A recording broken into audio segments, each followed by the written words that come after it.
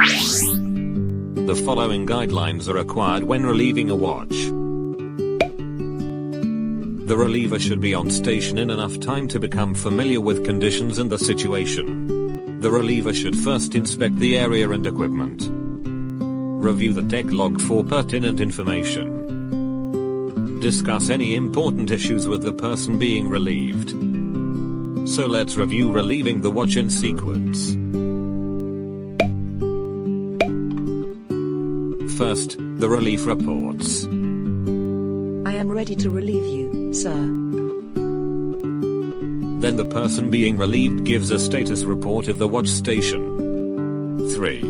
The relief makes a tour of the watch station. The person being relieved completes briefing of the relief and answers questions. The relief, when fully satisfied that complete information on the watch has been passed, relieves the watch by saying, I relieve you, sir.